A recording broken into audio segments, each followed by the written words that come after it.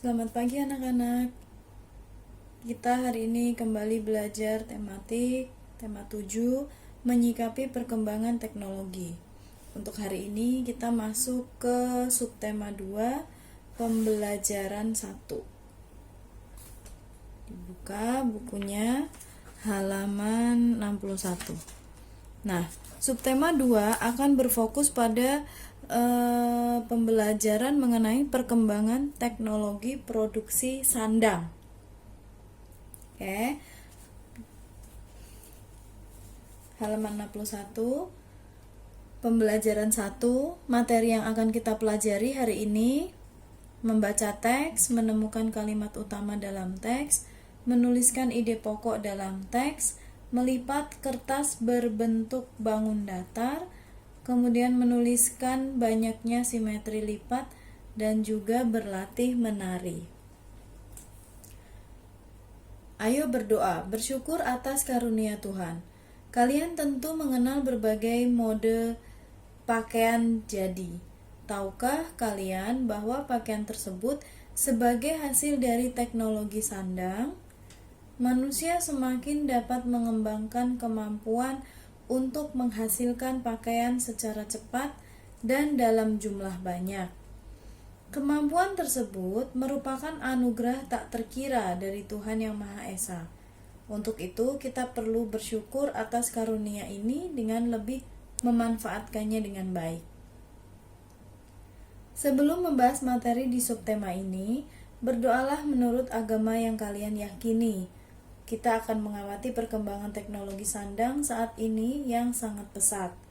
Kita juga tidak lupa untuk belajar sejarah dan kebudayaan terkait sandang. Ayo membaca. Membaca dan mengidentifikasi isi teks. Coba didengarkan teksnya ya, disimak baik-baik. Rasti memiliki pakaian seragam sekolah. Seragam sekolah Rasti berwarna putih merah. Putih untuk warna baju, merah untuk warna rok panjangnya. Rasti juga memiliki pakaian bermain. Pada saat dingin, ia sering memakai jaket. Manusia memerlukan pakaian. Pakaian berfungsi melindungi tubuh dari panas dan dingin. Selain itu, pakaian juga melindungi tubuh dari gigitan serangga. Pakaian juga berfungsi untuk menjaga kesopanan.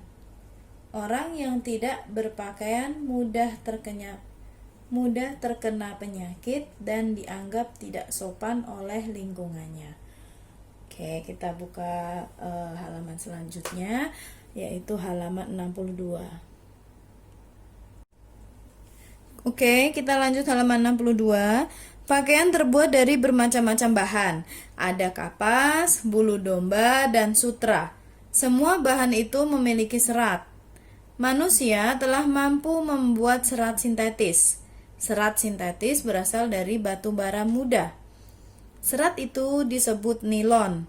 Serat dipintal menjadi benang, benang ditenun menjadi kain, kain dipotong dan dijahit menjadi pakaian. Oke, lihat gambarnya yang sudah ada di buku kalian. Tanaman kapas dan bulu domba merupakan bahan baku pembuatan kain.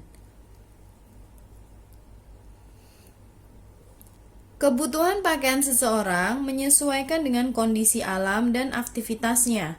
Pakaian tebal dibutuhkan orang yang tinggal di daerah dingin. Orang yang tinggal di daerah panas membutuhkan pakaian yang mudah menyerap keringat. Untuk kebutuhan aktivitas, bentuk dan model pakaian bermacam-macam.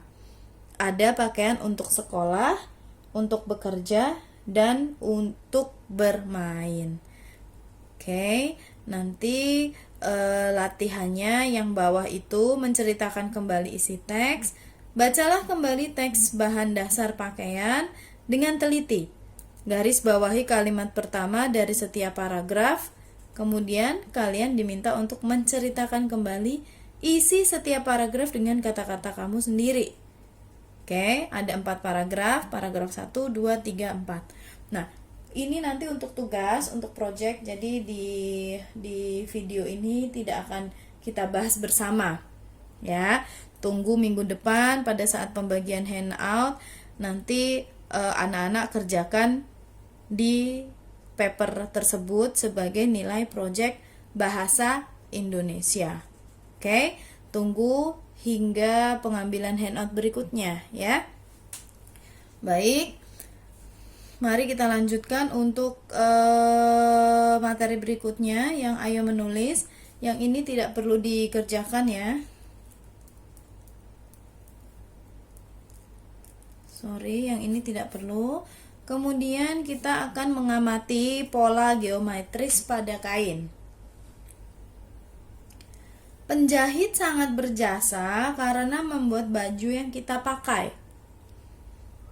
Sebelum dijahit, baju yang kita pakai masih berbentuk kain. Kemudian, kain dipotong dengan bentuk dan ukuran tertentu. Selanjutnya, hasil jahitan kain yang telah dipotong itulah yang menjadi baju, celana, dan pakaian lainnya. Ada kain yang bermotif dan ada kain yang tidak bermotif. Kain motif ada yang berpola geometris dan ada yang tidak berpola geometris. Oke, kita lanjut ke halaman 64. Perhatikan gambar kain berikut. Gambar 1, gambar 2, gambar 3, dan gambar 4. Motifnya motif kain batik ya, polanya seperti itu. Manakah dari keempat kain di atas yang memiliki pola geometris? Betul, kain nomor 1 dan 4 memiliki pola geometris. Pola geometris adalah susunan atau bentuk geometris yang selalu diulang-ulang atau membentuk pola tertentu. Pada kain nomor 4 di atas, bentuk yang diulang-ulang adalah bentuk bunga. Nah, itu namanya pola geometris. Ya. Ayo berkreasi, membuat motif kain berpola. Kalian tentu telah dapat membedakan motif kain berpola geometris dengan motif kain tidak berpola geometris. Dalam hal ini di buku kalian yang tidak berpola geometris adalah gambar nomor 2 dan 3. Ya. Coba lakukan aktivitas seperti Togar berikut ini. Oke, Togar menggambar salah satu bentuk kain di atas kertas. Dia menggunting kertas mengikuti bentuk bangun datar. Lalu dia melipat kertas hingga sama besar dan saling menutupi. Lakukan kegiatan melipat seperti Togar. Hitunglah banyak cara melipat yang kamu dapatkan. Oke, ini tidak perlu dikerjakan. Kemudian kita lanjut, ayo mengamati bangun datar. Apakah kalian pernah membuat layang-layang? Jika melihat festival layang-layang, kamu akan tahu bahwa ada banyak bentuk dan motif layang-layang. Togar juga mengajak teman-temannya membuat bangun layang-layang bermotif batik. Dia menggunting kertas mengikuti bentuk pola. Dia menggunting kertas mengikuti bentuk bangun datar. Lalu dia melipat kertas hingga sama besar dan saling menutupi. Menurutmu, pada bangun layang-layang, ada berapa banyak cara melipat hingga sama besar dan saling menutupi? Ayo mencoba. Nah, untuk mengetahui berapa banyak cara melipat, kalian boleh menyediakan satu buah kertas yang berbentuk bangun datar layang-layang seperti yang ada di buku kalian.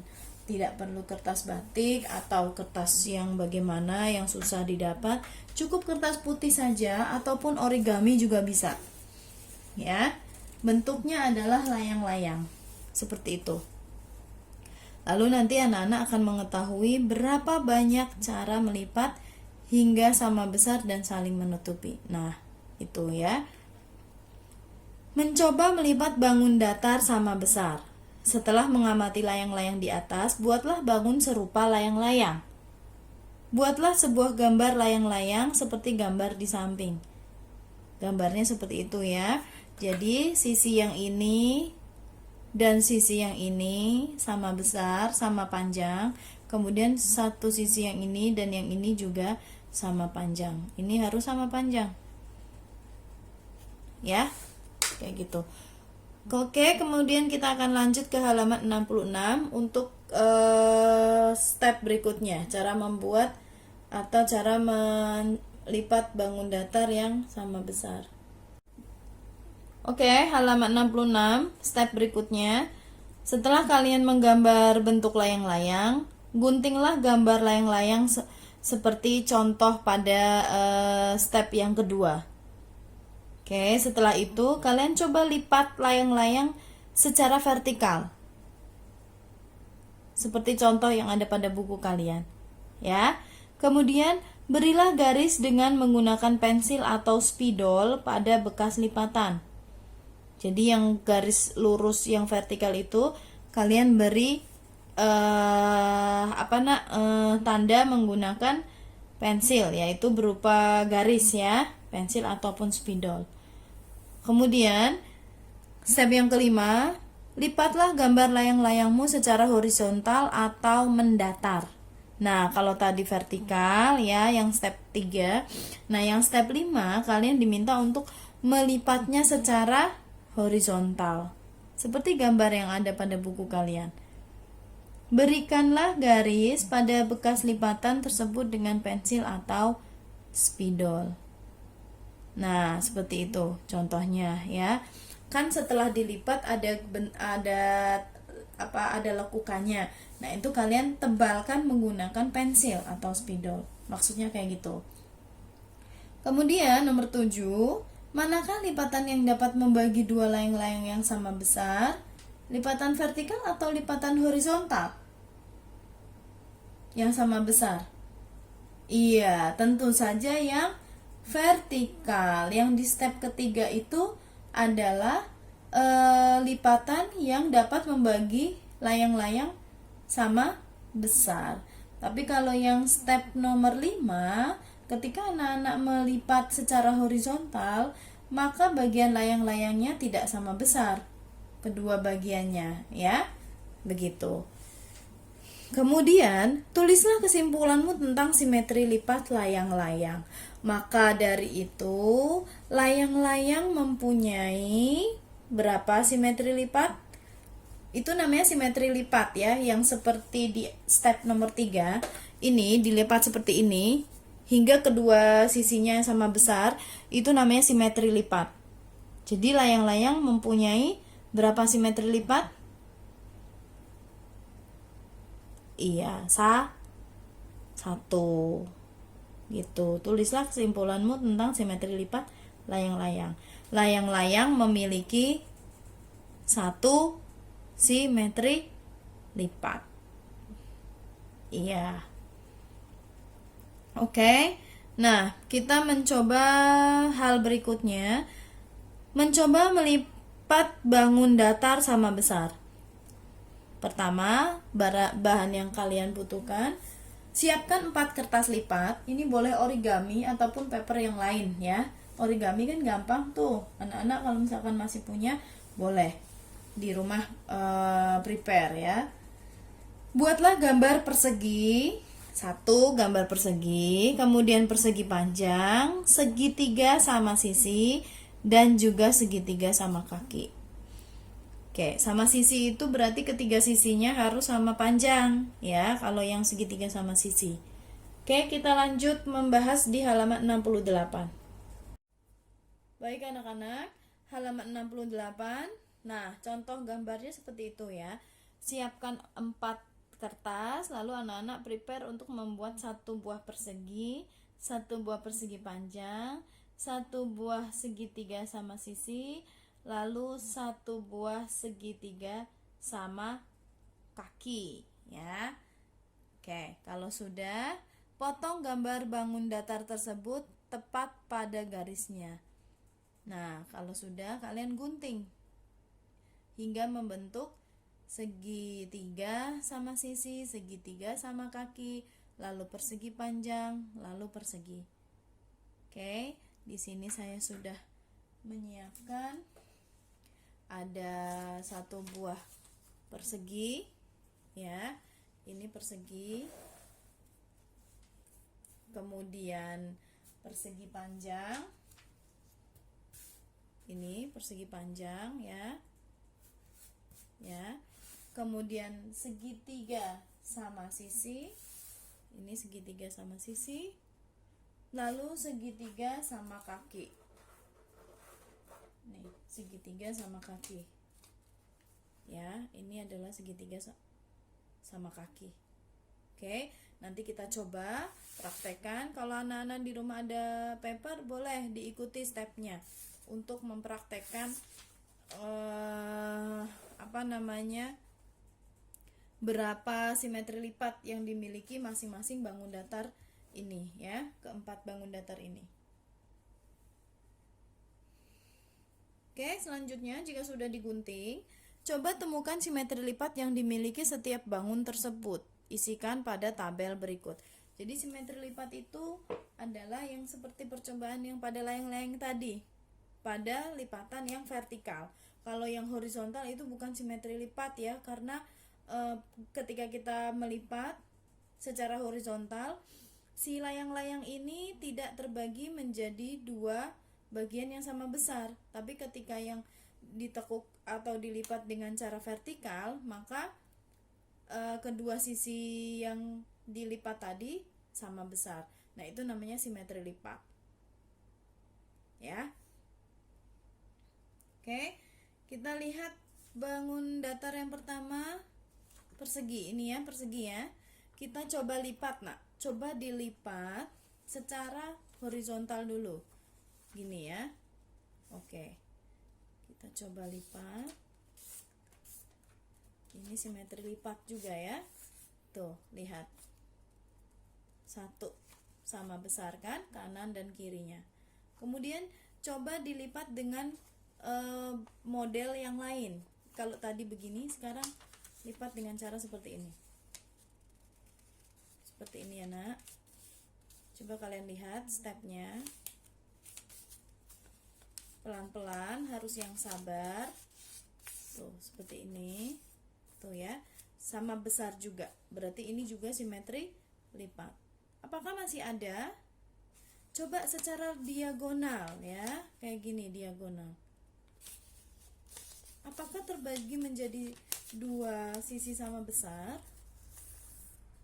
Ternyata betul. Tadi sudah ada 2 kali lipat, lalu ini 3 kali lipat, ya. Lipatan yang ketiga. Kemudian kalau ini sudah begini, boleh nggak di sisi yang lain seperti ini? Nih, kayak gini. Kalau tadi kan kayak gini, ya. Seperti ini lipatnya. Kemudian kita coba lipat yang sisi yang seperti ini. Nah, oke, kita lihat apakah sama besar juga.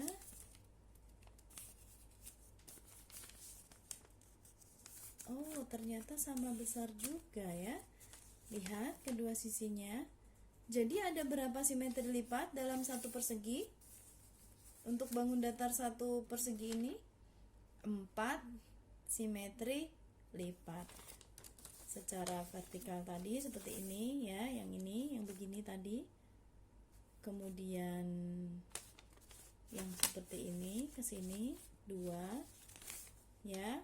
Kemudian yang diagonal 3, diagonal, ya, nih.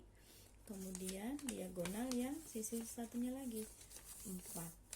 Jadi persegi di mana keempat sisinya sama panjang memiliki 4 simetri lipat. satu buah persegi. Ya, dengan catatan yang harus kalian perhatikan adalah keempat sisinya harus sama panjang ya, kalau persegi itu. Kalau bukan sama panjang berarti itu bukan persegi. Namanya square itu harus absolutely keempat sisinya sama panjang. Kalau 3 cm, 3 cm semua. 10 cm ya 10 cm semua empat-empatnya. Itu namanya persegi. Itu ya. Itu percobaan bangun datar yang pertama. Persegi memiliki 4 simetri lipat. Ya, kemudian persegi panjang. Coba ambil paper kalian yang berbentuk persegi panjang seperti ini, ya. Kita coba akan melipat ada berapa banyak simetri lipat yang persegi panjang miliki. Kita lipat dengan cara seperti ini dulu ya. Nih, kayak gini. Oke, sampai semuanya tertutupi ya. Jadi tidak ada yang sisa. Seperti layang-layang yang secara horizontal tadi. Ya, itu nggak boleh kayak gitu, bukan simetri lipat namanya. Ini namanya simetri lipat. Ke semua sisinya tertutupi. Kemudian kita coba lipat dengan cara seperti ini. Yang ini satu ya. Kemudian persegi panjang. Nih. Ini tertutupi semua. Lihat sisinya. Berarti 1, 2 ya. 2 simetri lipat. Coba diagonal bisa nggak? Coba kita lihat. Bisa nggak? Nah, ini tertutupi nggak sisi yang sini? Tidak, maka ini bukan simetri lipat. Ya, itu bedanya. Kalau yang persegi tadi, persegi, kita lipat secara diagonal, semuanya tertutupi. Berarti ini simetri lipat, betul. Tapi kalau yang ini tadi, bukan. Maka bangun datar yang bernama persegi panjang memiliki berapa simetri lipat? Dua ya. Nih 1, 2. Kayak gitu ya. Nanti kalau ada yang belum sempat membuat contoh bangun datar, boleh dibuat ya. Kalian bisa merasakan atau bisa mempraktekkan bagaimana cara menghitung simetri lipatnya. Oke. Nah, untuk segitiga sama sisi, lihat seperti ini ya. Ini ketiga sisinya sama panjang. Oke. Perhatikan, kita melipatnya dengan cara seperti ini. Satu simetri lipat ya, tertutup semua. Jadi betul ini adalah simetri lipat. Kemudian coba dengan cara seperti ini. 2 ya, ini 2. Terus 3. Tuh. Jadi kalau secara begini bisa nggak? No, ya, karena ini tidak tertutupi, itu bukan simetri lipat. Oke, jadi segitiga sama sisi memiliki 3 simetri lipat. Banyak simetri lipat yang dimiliki segitiga sama sisi adalah 3. Bagaimana dengan segitiga sama kaki? Nah, ini segitiga sama kaki. Sama kaki itu sisi yang kanan dan yang kiri, yang sini itu sama panjang, tapi yang bawah tidak. Coba kita lipat ya, seperti ini. Oke, perfect ya.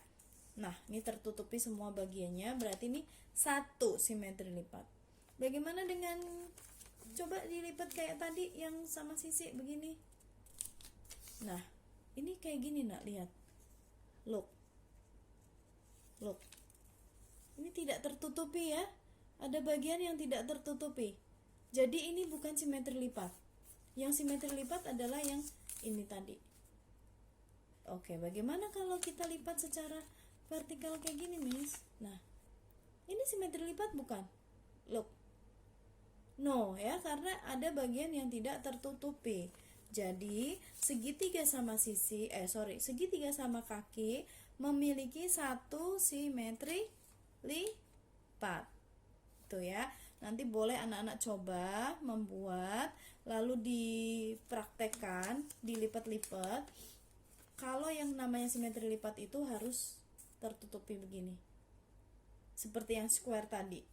Ya, jelas ya? Oke.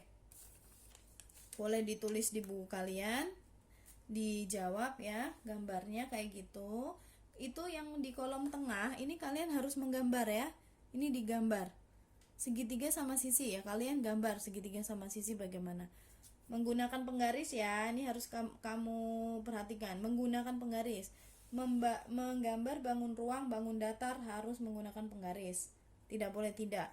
Kemudian segitiga sama kaki juga menggunakan penggaris. Lalu yang di kolom yang ketiga ini adalah jumlah simetri lipat yang dimiliki bangun datar tersebut. Oke, mudah-mudahan anak-anak bisa memahami. Jika ada yang masih bingung boleh ditanyakan. Ya, oke. Kita baca kalimat yang ada di kotak. Suatu bangun dikatakan memiliki simetri lipat jika minimal ditemukan satu sumbu. Sumbu itu membagi bangun itu menjadi dua bagian yang sama dan kedua bagian itu saling berimpitan dengan tepat. Nah, ini yang namanya sumbu. Ini kan kita bagi tadi ya, begini ya. Ketika kita buka ada bekas garisnya. Nah, kalau kalian tebalkan dengan pensil seperti ini namanya sumbu. Ini namanya sumbu. Itu dinamakan simetri lipat. Dan kedua sisinya itu sama besar, harus sama besar.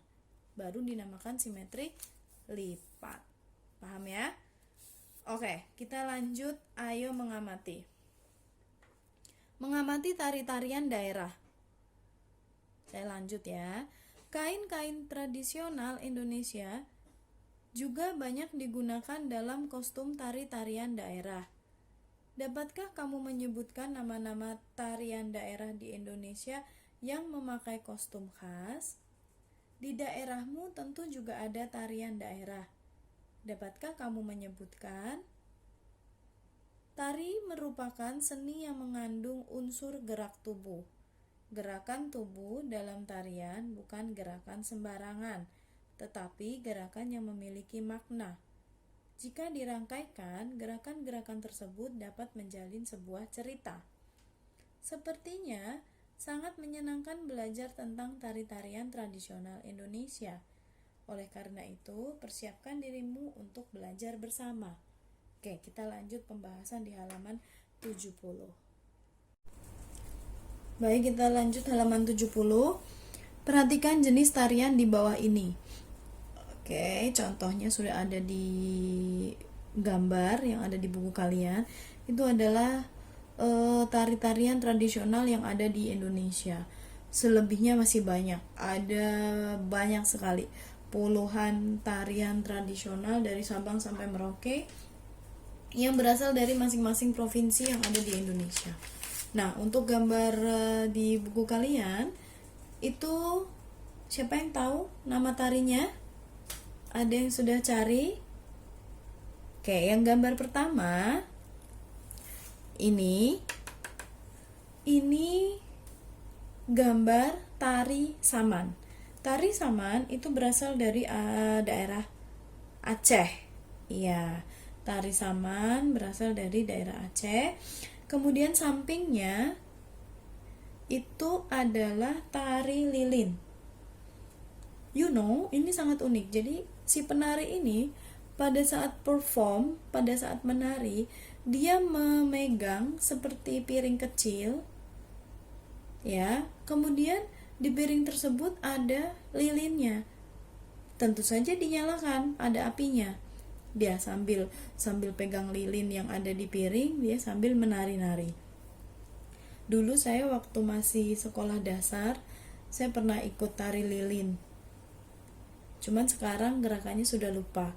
Kalau kalian ingin tahu gerakannya bagaimana, boleh lihat di YouTube, ada ya. Kemudian di sampingnya lagi ya, yang ini itu adalah tari gambyong kalau nggak salah ya. Karena untuk yang sejenis gambar kayak gini ada beberapa tarian juga yang bentuknya kayak gini. Tapi kalau yang untuk yang tari saman, tari lilin itu jelas dia beda dengan yang lain ya. Kalau yang ini kalau nggak salah, kalau saya tidak salah ya, yang ini tuh tari gambyong. Nah, tari gambyong berasal dari Jawa Tengah. Ya, boleh kalian tulis di atasnya untuk menambah informasi atau menambah wawasan anak-anak. Kemudian yang bawah sebelah kiri yang seperti burung merak. Oke, itu adalah tari merak. Tari merak berasal dari Jawa Barat. Tadi tari lilin berasal dari Sumatera Barat ya. Ini yang tari lilin berasal dari Sumatera Barat. Kemudian tari merak berasal dari Jawa Barat. Nah, yang penarinya laki-laki yang di sampingnya tari merak itu adalah tari Saudati. Tari Saudati itu berasal dari Aceh. Ya, selebihnya selain dari kelima tarian ini masih banyak lagi. Kalian boleh cari dari Google, itu banyak sekali disertai dengan gambarnya. Ya, masih ada tari topeng, tari pendet, lalu tari kecak ya dari Bali ya, kemudian dan tari serimpi, tari macam-macam sekali ya. Boleh kalian nanti lihat untuk menambah wawasan ya. Kemudian selanjutnya, tanyakan kepada gurumu tentang makna yang terkandung dalam tarian itu. Cari tahu juga kostum yang digunakan para penari tersebut. Nah, ini tidak usah karena banyak sekali tarian yang ada di Indonesia. Ya, kita nanti anak-anak belajarnya atau yang perlu dipelajari mana Miss yang kira-kira keluar dari PH. Itu nanti dari rangkuman aja ya. Jadi tidak perlu semua jenis tarian kita pelajari dan dihafalkan, tidak usah ya, cukup dibaca untuk menambah wawasan. Lanjut, ayo menambah wawasan, mengamati tari menenun. Tradisi menenun di masyarakat Palembang, Sumatera Selatan sudah ada sejak zaman Kerajaan Sriwijaya. Hasil tenun songket Palembang terkenal memiliki corak yang indah dengan menggunakan benang yang dilapisi emas. Tradisi menenun dahulu kerap dilakukan oleh perempuan Palembang. Sementara hasil kain tenun menjadi bahan baku utama dalam pembuatan pakaian adat perkawinan yang dikenakan oleh mempelai perempuan. Lanjut halaman 71. Terinspirasi dari tradisi menenun itulah kemudian lahir sebuah garapan tari kreasi yang berjudul Tari Rampak Kipas Songket Brada. Tarian ini menceritakan tentang ketekunan dan kegembiraan para gadis Palembang dalam kegiatan menenun songket. Nah, gambarnya adalah seperti yang sudah ada di buku kalian. Orang pada saat menari rampak kipas songket brada.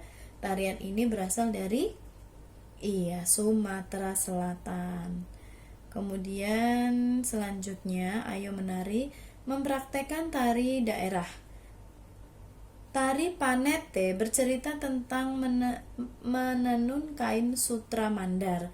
Perhatikan gerakan-gerakan dalam tari Panete berikut ini.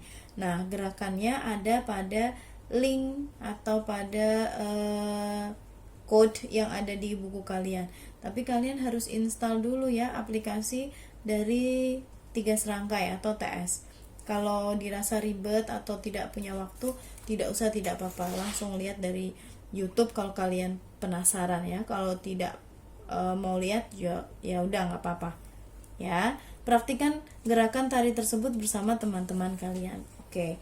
I think that's it for the material untuk hari ini. Kita akan lanjut ke pembelajaran yang kedua ya di halaman berikutnya.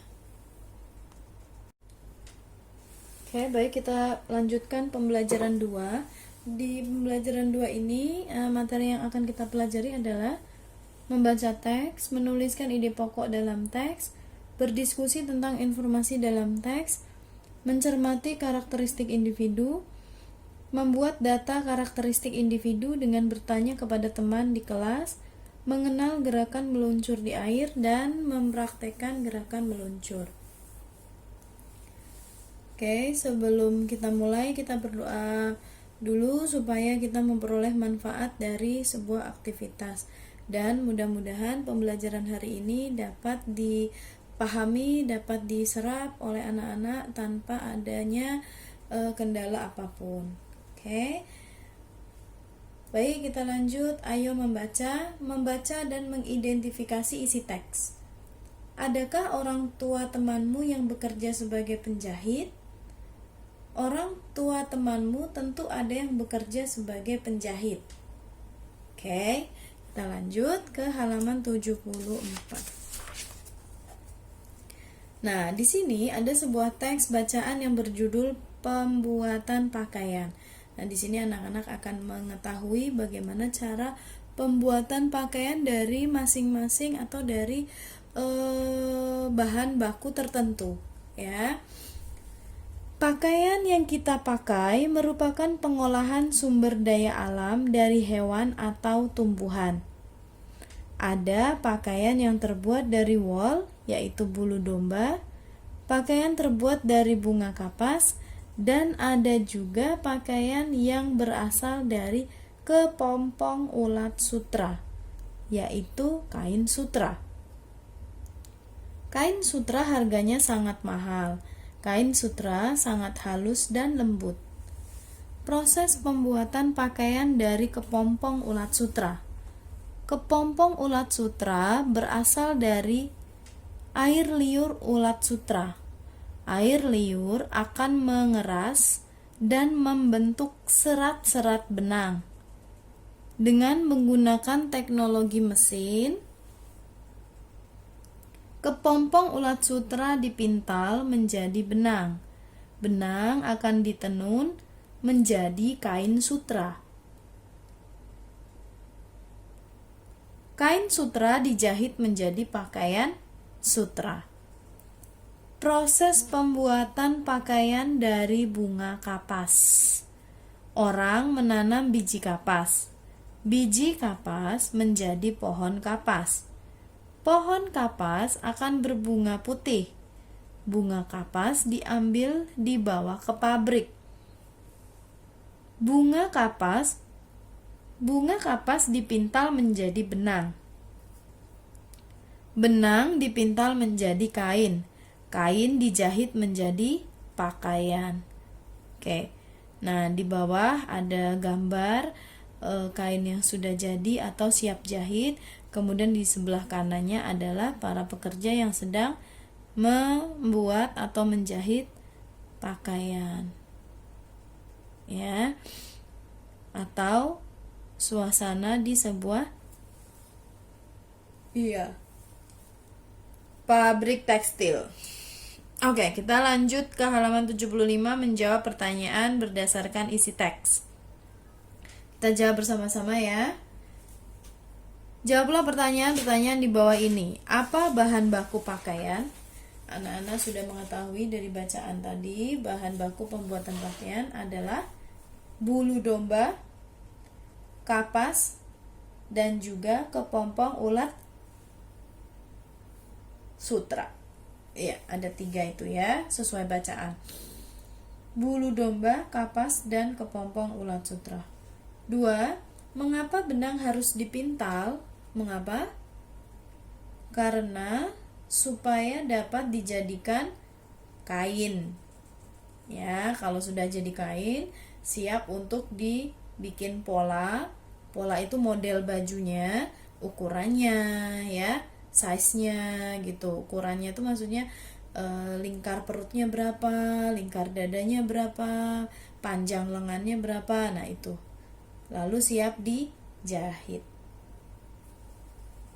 Kemudian yang nomor 3, apa jenis kain yang paling halus dan mahal? Iya, kain sutra. Yang keempat,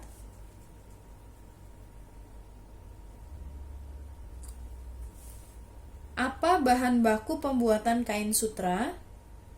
Iya, kepompong, ulat, sutra. Betul. Bagaimana proses pembuatan pakaian? Nah, ini tergantung pakaiannya terbuat dari apa dulu? Dari yang kepompong ulat sutra atau yang dari kapas. Oke, terserah kalian. Kalau kalian mau pakai step yang kepompong ulat sutra, berarti kalian tulis yang di paragraf 2. Ya. Tapi kalau kalian maksud membuat pakaiannya itu dari kapas, boleh dari paragraf yang ketiga. Atau kalian juga boleh menjawab dengan kalimat kalian sendiri. Dalam bayangan kalian itu cara membuat pakaian itu bagaimana? Pertama-tama, iya, kapas dipintal menjadi benang, lalu benang ditenun menjadi kain. Setelah menjadi kain, kita membuat pola pakaian. Setelah itu, kita jahit pakaian tersebut atau kain tersebut hingga menjadi baju. Nah, itu adalah cara pembuatan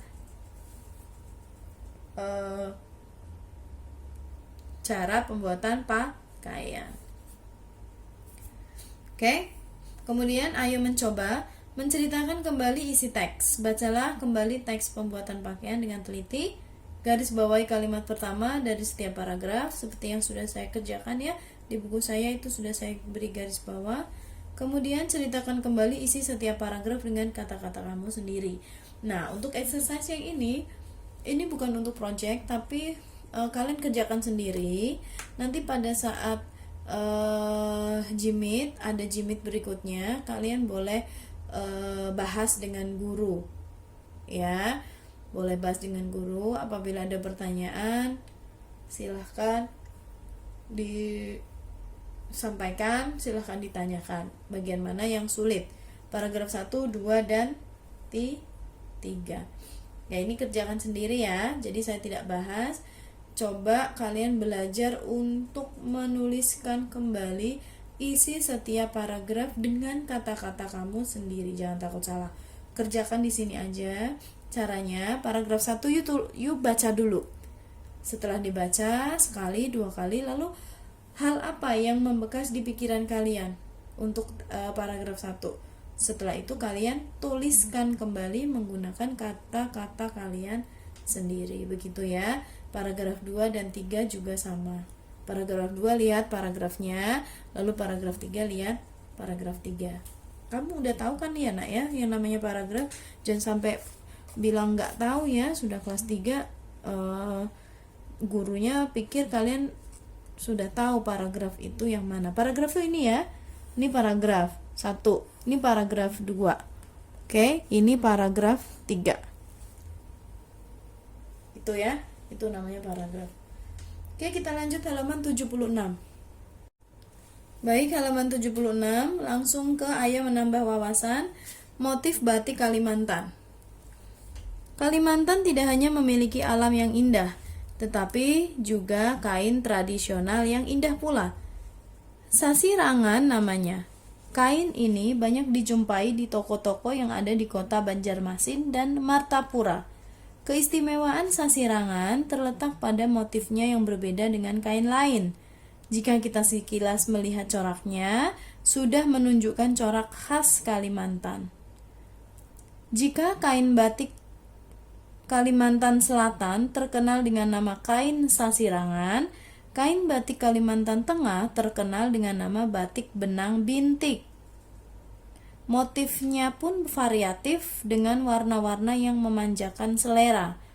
Motif yang umum adalah batang garing atau simbol batang kehidupan bagi masyarakat Dayak.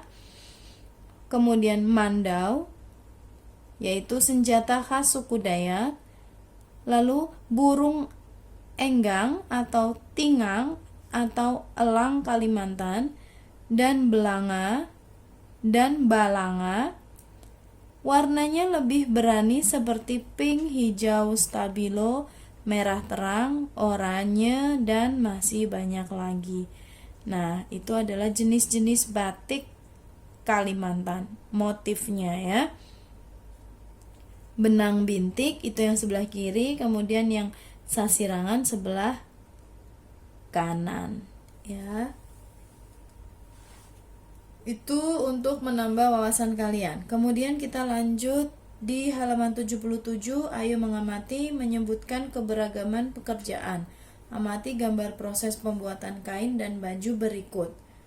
Yang pertama dimulai dari tanaman yang dinamakan bunga kapas.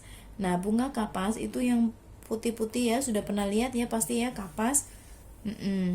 Nah, itu bunga kapas. Setelah kapasnya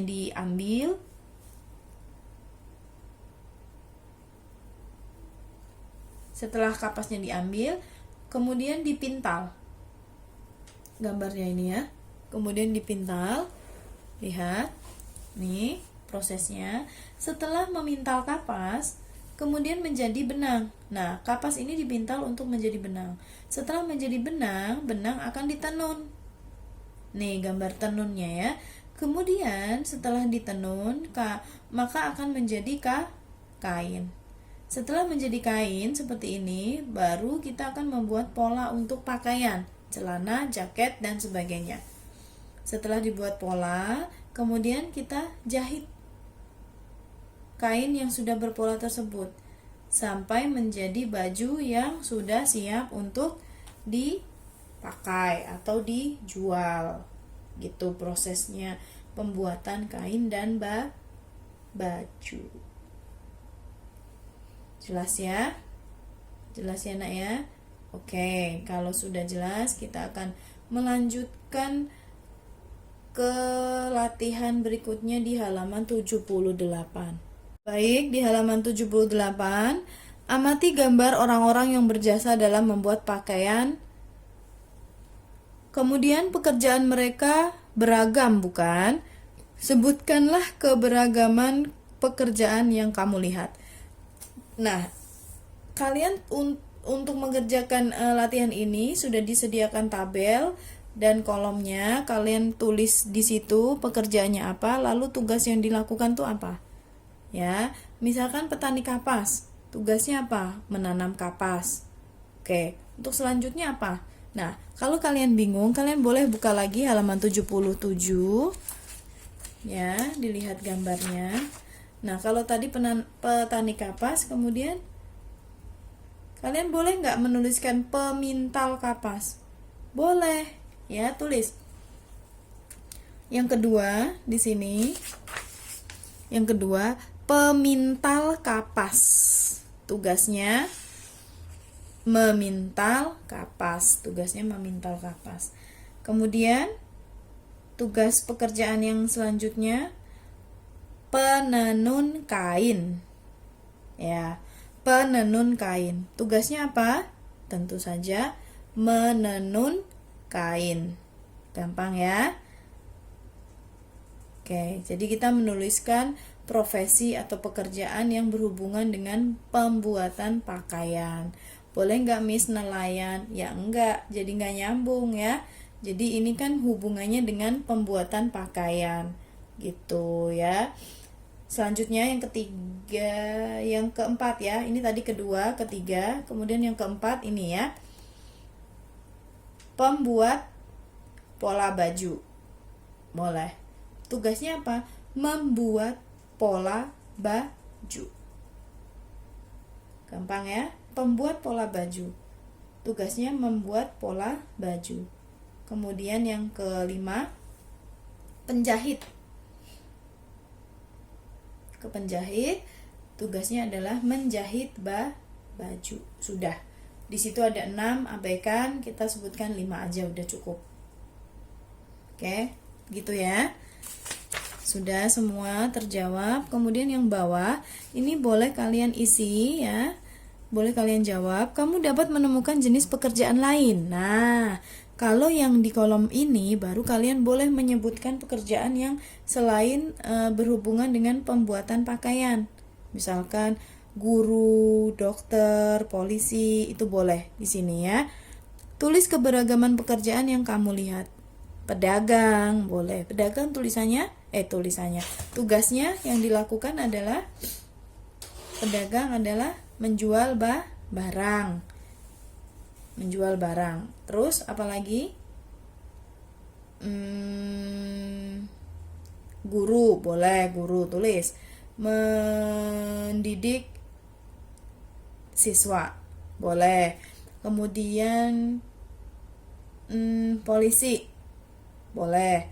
Menjaga ketertiban masyarakat, oke, boleh. Dan keempat, kelima kalian boleh sebutkan yang lain ya. Nelayan, menangkap ikan, boleh. Kemudian yang kelima, apa misalkan, bebas aja ya, perawat tugasnya membantu dokter merawat pasien. Ya, sudah ya. Itu adalah pekerjaan selain dari pekerjaan atau orang-orang yang berjasa dalam membuat pakaian. Kalau yang ini tadi yang sudah kita bahas ya. Kemudian yang ini kalian bebas menuliskan apapun pekerjaan yang ingin kalian tulis. Jangan lupa tugasnya apa ya. Oke, baik, kita lanjut. Ayo menulis, itu tidak perlu dikerjakan. Kita skip, kita lanjut halaman 79. Mengamati. Mengamati cara meluncur di kolam renang. Kalian akan merasa lebih senang kalau dapat berenang. Kalian perlu belajar bagaimana cara mengapung dan meluncur di air terlebih dahulu. Di pertemuan terdahulu, kalian telah belajar mengapung di air.